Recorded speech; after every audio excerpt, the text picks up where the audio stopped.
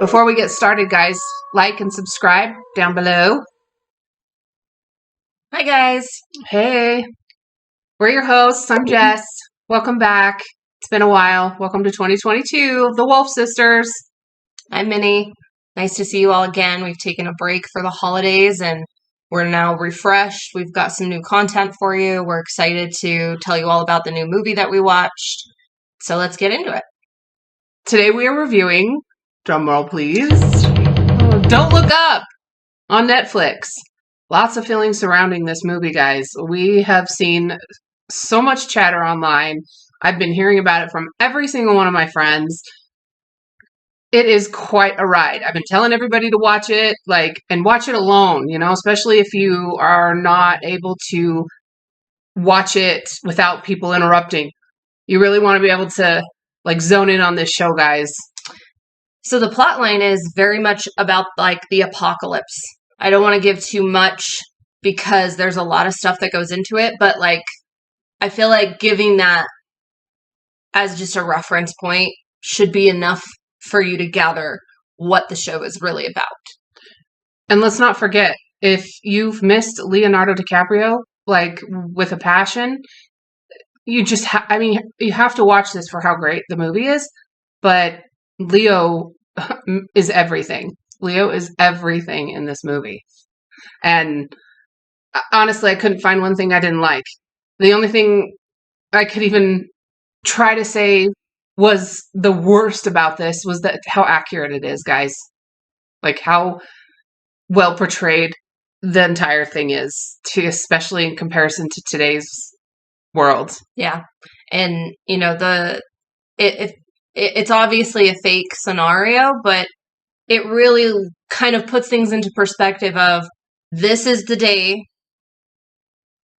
we're in 2022, this is how the world is working right now, and they take something that's catastrophic and show what the realistic expectations would be from not only people, but from the government standpoint and how they would try to tackle it versus how us normal non-government people would kind of accept that information that's being fed to us because one, the media likes to play around with things and without getting too political and, making this something that it's not supposed to be, it just kind of gives you a rough draft of this is what we could expect in today's life right now if this were to happen. Well, and these days, everybody's got their own narrative going, right? This movie portrays that so well. How as things change from one moment to the next, somebody's picking up that information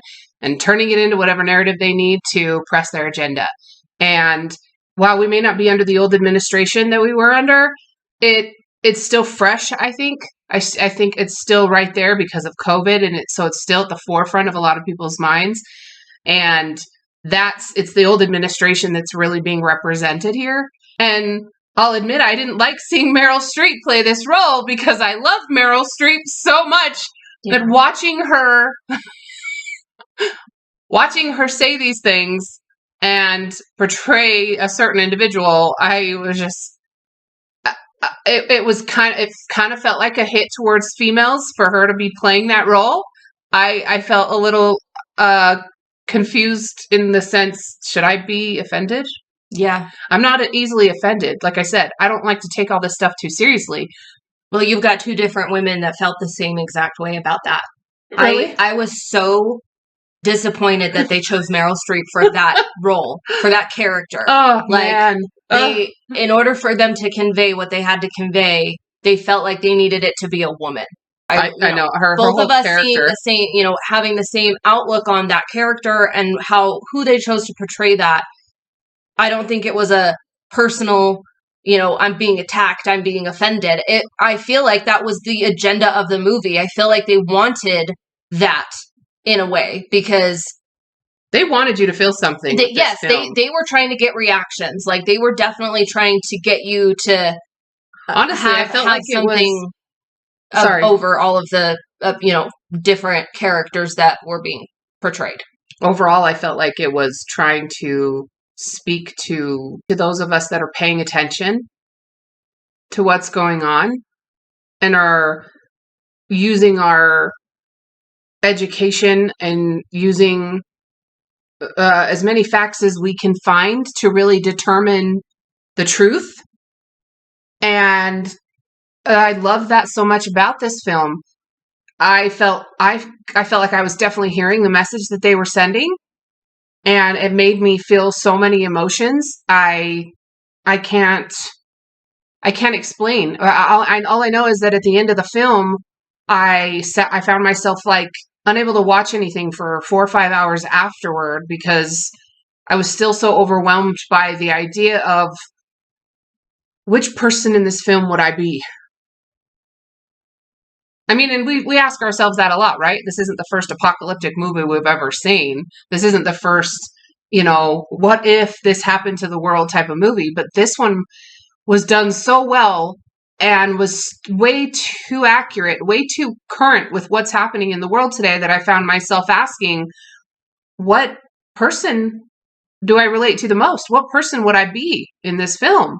And the people in my life, what role, what kind of person are they? What role would they be most like? Okay, so now we're going to jump into the actors and their characters. So who did you want to cover first? Leo DiCaprio. I have to talk about him. I have so much to say. Now, we all know if you're anything like us, your life has been changed by the performances that Leo DiCaprio has given in films like Romeo and Juliet, Titanic, Revolutionary Road. What are some other ones? So there's some that are, I guess, not recent, but more recent, like Inception and Django Unchained. He had amazing performances in those shows. Oh, can't forget What's Eating Gilbert Grape. Yes. So many, right? This is the best way I can describe how this entire performance from Leo made me feel. So walk with me for a second. You're pulling up to your high school that you've gone to for 3 years. It's your senior year. You finally got your own car. You're driving into the parking lot. You're looking for a parking space, knowing like the best parking spaces. You know where you're going to go. You know exactly where you're going to go in the school. And as you get out of the car and you're walking up, you're seeing all these people that you know. You just feel like you are the top dog, right? It's your senior year. You're in charge. And as you walk into that building, like, you don't worry about anything. You know where everything is. You know all the people. Everybody respects you. Everybody likes you, even if they don't and you don't care. All you know is that like this is like the coolest day of your life, that you just didn't think it was going to feel this good, and you walked into the school feeling like, man, I wish I could just be a senior forever. Like, I wish this part of my life could never end, because I feel like I just know everything, and I know how everything works, so I'm set, right? That is how I felt walking into this film and seeing Leo for the first time again. And even in a role like this, where he's kind of this quiet, shy, just really intelligent person, I swear to God, every moment that he intentionally made sure to be this like plain bagel type dude, I kept being taken aback by him, like, oh my God, how are you so good at this? Because then I was thinking back to roles like Titanic and Jack Dawson, and then I was thinking about What's Eating Gilbert Grape, and I thought, man, this guy, like, I've missed him so much. I watched the movie a couple times, if I'm being honest, like, because I just couldn't get enough of seeing Leo again. And right from the very moment of the film when he first is like trying to act all excited for his team, like, oh, this is exciting, guys, we're doing math. Don't you love it? Like, in the way he portrays that. And then all the way to the end of the film, where he's had some struggles throughout, right? But he's sitting at that table and he's looking at his family and he's looking at his wife and he's looking across at Cate, and he was having that moment that I think we all have when you have an epiphany, or when you have like a light bulb type of aha moment in your life. And I just felt so grateful for his character and for him. I felt like he, as Leo, was sitting there just like taking it all in, what he'd done and this project that he'd done. I not only felt like the powerful performance from him, but I felt in that moment he as Leo was like, this has been great. Like, look at what we did here. I agree. And I felt, there were moments for pretty much everybody where when I'm watching a show, I can, if it's good acting across the board, I can get sucked in and kind of become one with whatever I'm watching and be fully engulfed in that moment and forget that I'm sitting in my bedroom watching a movie, right? And throughout this movie, some characters to me, I began to see them as actors. I began to see them acting instead of being the character. And that was not the case at all with Leo. Every emotion he was portraying, whether it was frustration, anxiety, happiness, scared, terrified, whatever it was that he was portraying from his character in each moment of that film, that's exactly how I felt. That is the epitome of what I felt. When he was anxious, I was sitting there and I was just playing with my hands ridiculously long because I was like, just listen to him. Just do what he's saying. Just stop talking over him. He's already having a hard time getting it out. Just shut the hell up and let him talk. So he did that so masterful. Yes. And it was, oh my God. I felt like I could feel everything he was feeling. And that takes an amazing actor to get that out of somebody, right? To have them come in and be like, I get it. I get everything you felt during that show because you showed me what it felt like. You portrayed to me what you were feeling. And there was no question in my mind about, is he happy? Is he sad? Is he frustrated? You knew at all times what his emotion was, and he carried that through the entire film. The entire film. Not only that, he was the most relatable character. I mean, like I said, he was playing this plain bagel kind of guy, but his performance was so epic. You could relate to him in more than any other character. I think, at least I feel for the most of the population, it's like you're relating to his character. He was so relatable. And but wait, there was some stuff you didn't like about his character development. Yeah, and to me it was more. I just didn't like. And I understood it, right? So it wasn't that I was like, why are they doing this? Well, okay, hold on. What moments didn't you like? What was it? What didn't you like about his character development? So it was from when he was his little, plain bagel, so as to what she's referencing. And he goes from that to being famous. And with the fame comes an ego that I get. I get that that's common for most people, going from I'm a nobody to people wanting to know me, people wanting to talk to me and hear what I have to say. I get it. It's an ego boost. People care about me now. People care about my opinion. They want to listen to me. They want to do what I say. And it got into his head. And that's when I felt like he started to be not a savory type of person.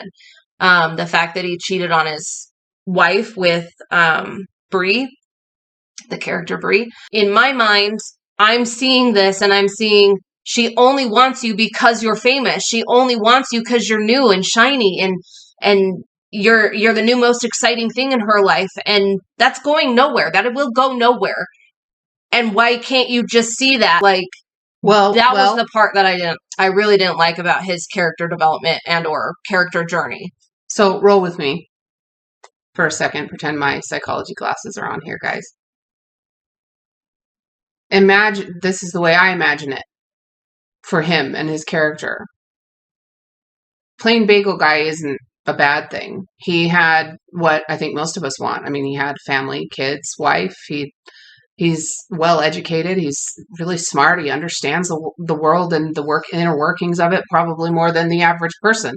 And he makes enough money to support his family. He has a really good job, but it is pretty plain bagel. Like, there's not a lot of, outside of any discovery he might make, there's not a lot of things going on. Just, your everyday life, which he's happy with. And then he finds out that the world is going to end. Not only that it's going to end, but he knows now exactly when it's going to end. I think from the moment that he realized that was real, we start to see his decline when he's on the plane, when he's going with Cate and they're waiting to see the president, and he's swallowing all this information, and you saw some of it come out of his character, right? As he's kind of ranting and raving about it. But think about yourself when you get this life altering type of information and the toll that it takes on your psyche and the toll that it takes on your mental stability and everything. I don't think it was just that his ego had a boost. I think his ego was completely drenched, completely like filled all the way to the top and was overflowing, in addition to him not being mentally stable enough to to even cope with the world. And yeah, this attention from this woman, I don't think he had any intention at all of cheating. It wasn't on his mind. I don't think it ever was. I think she took advantage of the situation. I think she took advantage of him. I think she took total advantage. I mean, he might as well have been too drunk to speak up for himself, in my opinion. She took advantage of the fact that his instability and lack of experience with ever being noticed like that. And she used it to her advantage because like Minnie said, he was shiny and new and exciting for her life. And after you hear her backstory and how much is going on with her, it's no wonder. For her, this was just another conquest. And for him, he was like, it just added to the list of things that he was trying to cope with. The wife got it. I think the wife understood it better than me, better than you, better than everybody. I think that she understood that he has no clue what's going on right now. All he knows is that the world's going to end and nobody's listening to him. And he's an academic. He's an astronomer, and he's just trying to make sure everybody knows so that we can try to stop this from happening. I think she forgave him a long time ago. I think she was hurt by what happened. I think he was hurt by what happened once he finally came back down to earth. Because when he finally came back down to earth and realized, what am I doing? What am I doing? What should I really be doing with my time when I've got minutes, hours left? Yeah. He finally realizes, that performance when he was on the talk show. Yeah. And he starts, he completely unravels and comes to the final realization of yep, what have I been doing this whole time? I've been freaking out, not able to figure this thing out. And then he did. And I think that's what we all go through. We all go through these transitional phases in life where heavy stuff happens. And you have to give yourself time to transition through that heavy stuff and be kind to yourself. Does that make cheating okay? No. Does that make infidelity okay? No. But when you're in a marriage anyways, to me, that's a commitment for life. So this is something you work through. This is something you help your partner through. This is something you talk about openly, which I think I think he was open about it the whole time. I don't think he was ever trying to hide it. I think it was just his wife wasn't there. He was in another state. Had she come sooner, had she asked, he would have just told her about it. So I didn't see it so much as a character flaw for him. I saw it as just a necessary part of the development that I think might happen to any average plain bagel guy. Makes sense. Anyways, glasses off. So there's a lot of controversy surrounding Cate's character. Mm-hmm. Okay, I'm the first one to admit Jennifer Lawrence is the bomb. I like her a lot. I mean, I was so excited to see her in this duo with her and Leo, right? As the two main characters. And then you add Meryl Streep and you add Cate Blanchett. But the controversy is surrounding Jennifer Lawrence. And apparently there's a lot of question on whether she was the leading lady, the main character here, or if she was a supporting character. Right. There was a lot of stuff saying that she was the driving force for the whole show. And I'll give you that she did have a great performance. Oh, God. She did well. She acted like what I believe a normal freaking human being would act like in that scenario where she's like, I cry 5 times a day. I don't know what's going on. I don't even know how to handle this because we've been telling people and nobody's listening to us. So the fact of when the president said to her, what was it? You can relate with the certain people, the mental people and the this, right? I understood that because she's not mental. There's nothing wrong with her. She's not crazy. She's just, this is her way of expressing her being scared as hell that the world's about to end and absolutely no one is listening. She says things that all of us are thinking, right? I would feel 100% crazy if I were her and I were telling people we have 6 months until this thing hits the earth and everybody's like, oh, we're fine. It's fine. Well, and the way that she you don't know that contains it's actually going to hit the Earth. The way she contains it is actually really mature, in my opinion, because at the moment when she says, maybe the destruction of the entire planet isn't supposed to be fun. Yeah. I could just feel her containing all this, like, yes, I want to scream, you know, and all this anger and frustration. So she did an excellent job. Like, there were times where with her character, I could tell, like I was referencing to earlier, where there's like an in and an out, where I'm in it because I believe what's going on, and then I'm out of it because I'm now, oh, this is a movie, I'm watching a movie. And it was usually parts with her that I would dip out, but it was definitely parts with like Jonah Hill, Ariana Grande, like those guys, Cate Blanchett, I would come back out. Right? Leo was the only one that solidified the whole movie. Oh God, I couldn't take my eyes off when Leo was doing anything. But she did do really well. But again, it's, you know, well, it was funny how she was not only like saying what everybody wants to hear and that she was so relatable. She was also kind of the comedic relief. Like Jonah wasn't. I think Jonah was meant to be some of the comedic relief, right? But Jennifer was. I swear to God, I kept track of like how much time went into when she came back to Leo the first time, and she's like, "You guys, the snacks are free." Yeah, she would not let that go. Why did he make us pay for the snacks if they're free? And then it cuts to a scene. I think it was like 30 more minutes later or so, and she's like, "He works for the Pentagon. Why would he charge us for free snacks?" Yeah. And she's talking about it the whole time. She's like, you know what I think it is? I think it was a power trip. And then 30 minutes later, he's like, it's like he knew I was going to figure out the snacks were free. Yeah.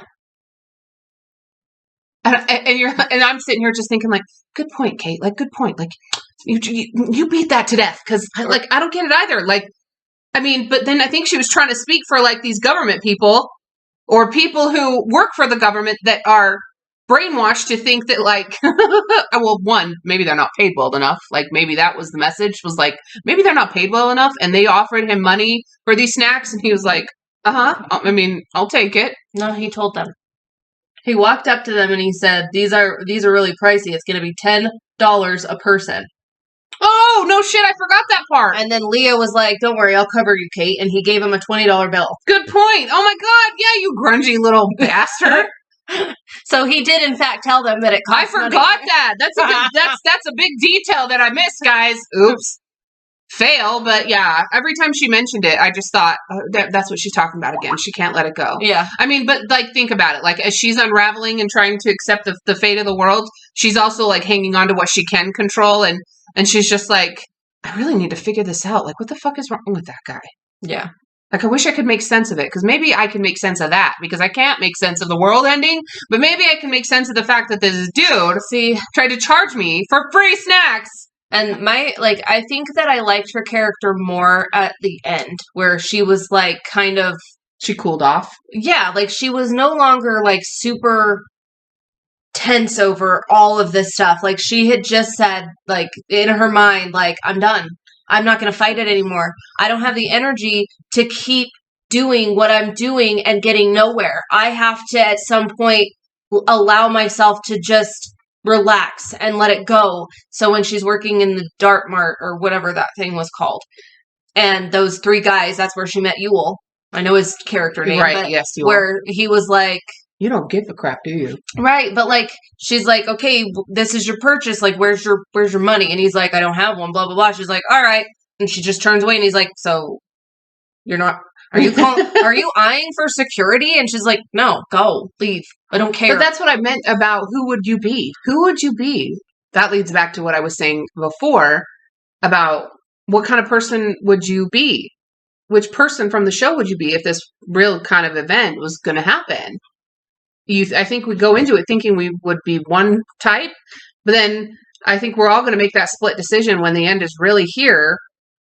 And I wonder what that split decision is going to be when you finally come to the realization, like Kate did, and like Leo's character did. And they both came to the same place, right? And they both just wanted to be together, and they wanted to enjoy as much of the rest of their life as they could. Yeah. but what do you think you would do? You know, that really is what the question it begs is where do you really think you'd end up? Do you think you'd start out like a certain character and then finally like come to the realization here, you know, like how much growth would you go through at those last moments, you know, those last few months that like they had 6 months till the world was ending. Like what kind of growth would you go through? Depends on how much I ate.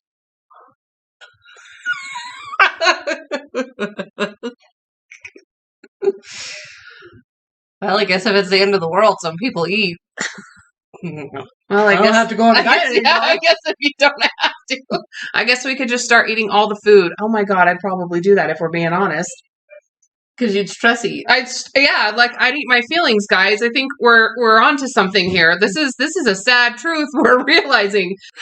Ignore the commentary in the background there, okay? Sometimes when you try to film, your mother doesn't leave you alone. And we're in our 30s. Now, did you hear? You're gonna die, and you're gonna die, and you're gonna die. Anyway, that's a funny moment. We have some other special mentions that we wanted to throw out there. I think Minnie, take it away. Yeah. So I really wanted to just touch on Ariana Grande. Isn't it Ariana Grande? I don't know. I don't care. Like Ariana, she probably doesn't care how I pronounce her name. Will you clear this up for us, please? As we all know, she was an actress before she got really big into singing. She was on, I believe it was Nickelodeon. I could be wrong. It could have been Disney, but I think it was Nickelodeon. And that was where she started. She started with an acting career. However, I feel like they literally put her in this movie just for that midway singing performance. It was so cute, though. I mean, and it was so accurate. Like, how many of us would be at a concert if the world was ending? Yeah. I mean, and what badass, like, artist would be like, you know what? I'm going to come up with a song that applies to everything that's going on right now, and I'm just going to blow it out of the water. Like, I'm just going to kill it on stage. And she did. It was so awesome. I felt so weird.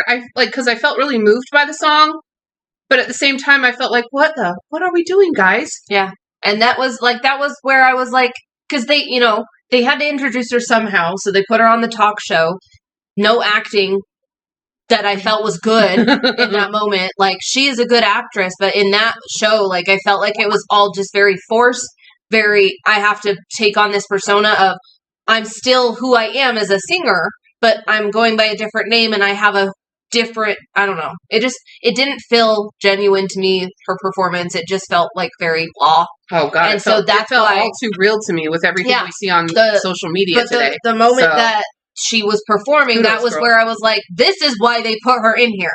Not for her acting, not for any of that stuff. It was literally for this song and this song only. They had her write this song for the show, and they're like, well, since you wrote it, since you're singing it, we might as well put you somewhere. That kind of leads into Jonah Hill's character, though. Yes, it does. It leads into his, because I felt like he was put there to prove the fact that how ridiculous people up in the government are behaving. Right, but I felt like this is my take on Jonah Hill. He was himself. He was who he is as a person. Not stupid, like, not in that sense, but like, just the mannerisms, the way he just said things that came to his mind, because we all know that he's more of like a comedic actor. He got to do a lot of improv. Yes. And so I felt like, to me, that was more of like him and his personality, his actual real life. Like, I told him to put that bag on your head, just so you know. They don't do that. That's the CIA. Good. Yeah, so that's good that you know that, because I did that. Yeah, and she's like, okay, good. I had a feeling. You right? Like, so that whole, like, that moment in the show, not just that moment, but the others, I felt like he was the oddball out. I felt like he was like the elephant in the room, or like the sore thumb that just stood out because everybody else was acting, but he's just sitting there being who he is, right?